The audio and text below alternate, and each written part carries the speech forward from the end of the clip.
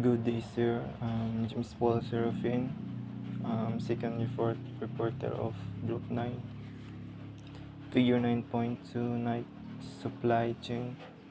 Ang supply chain mao daw ni siya ang dalan sa produkto nga gikan sa supplier to customer. Supplier mao ni siya ang naga-provide sa mga materials o products. Contract supplier mao ni siya ang naghimo or nag-assemble sa mga product nga para sa Nike. Ang Nike naga-manage daw ni siya sa design, quality o naga-produce pud ni siya sa mga product o nagabaligya sa mga production.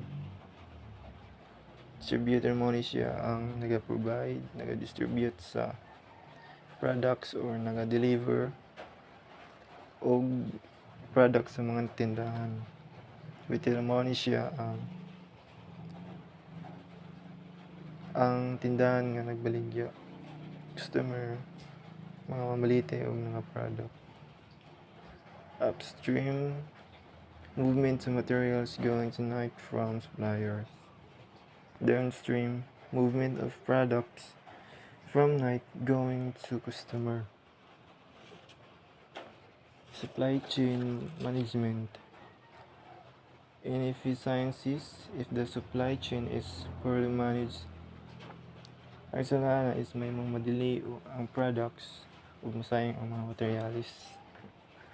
Ug pwede siya mausik until 25% sa expenses sa company. For example, kanang naghimo kag sapatos nga like kay may baligya lagi. Wala mahalin resulta na masayang ra imong paggastos sa paghimo og sapatos. Choose time, choose strategy. Pasabot ani mga materialis, mabot daw siya kung need na gyud daw gamiton. For example, kanang naa kay gi-order, na delay ang delivery. Ang resulta na nadirisab ang imong pagpamaligya. Safety stock. Ang safety stock is extra nga stock na siya para backup kung adunay mga problema o delay. Purpose: to avoid running out of stock during emergencies or delays. Bullfree effect: mahitabo ni kung ang gamay nga pagtaas sa demand sa customer mahimong dako nga problema sa supply chain. Example, gana ang nagunahon na ang retailer nga taas kayo ang demand o ganang nag-order sa ilang mga daghang mga products o ganang factory nga naghimo og sobrang stocks. Result na masayang ng kwarta.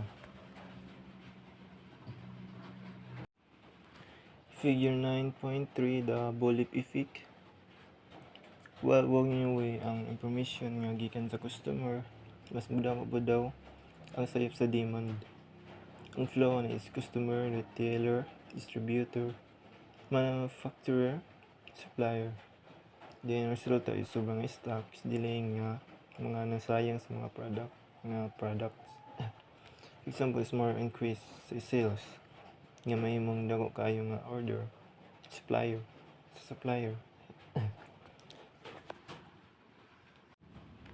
Supply chain management software.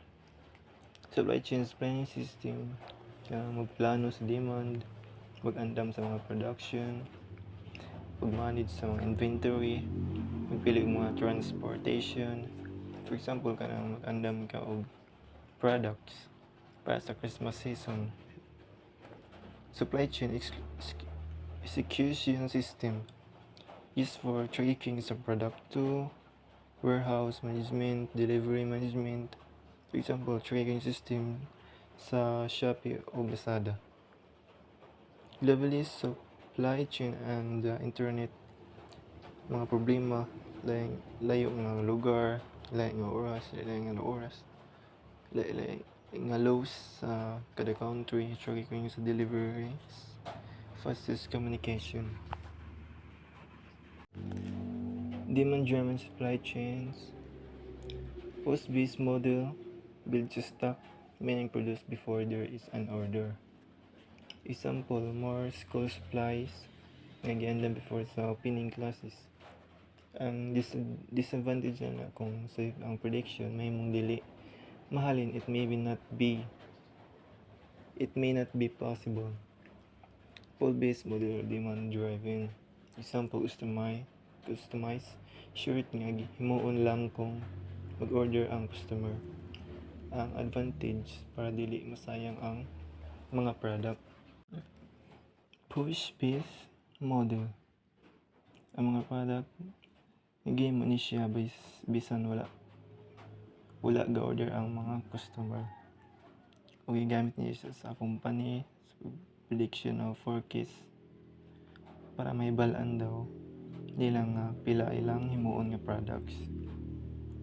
Goods move from supplier, manufacturer, distributor, retailer to customer.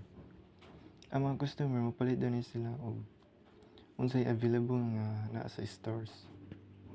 Example, ang soft drinks company naghimo sila daan og daghang stocks tungod kay nagtuo sila nga daghay mopalit basta during summer.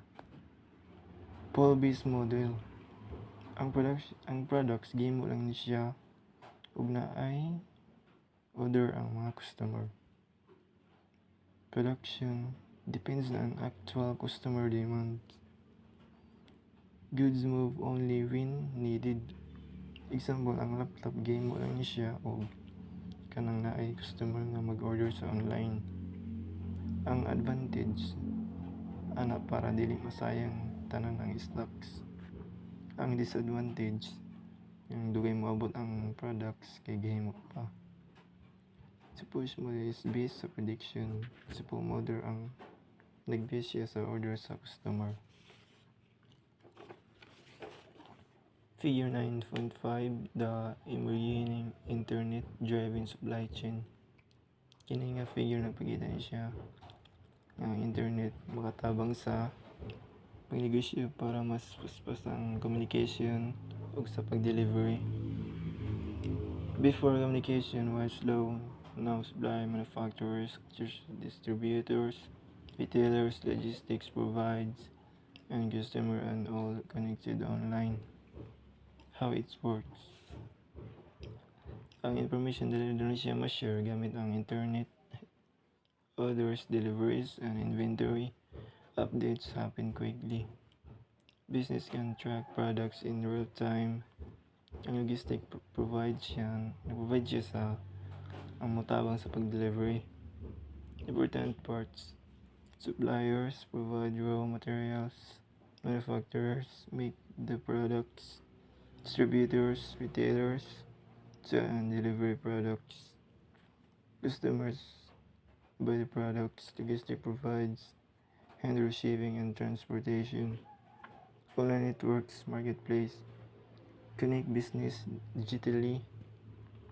Pull model, game dan nga product kasi sa prediction. Ang pull model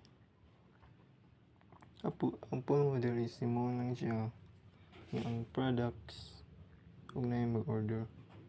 Internet driven supply chain, gamit ang internet para mas paspas ang communication, tracking ug delivery sa products.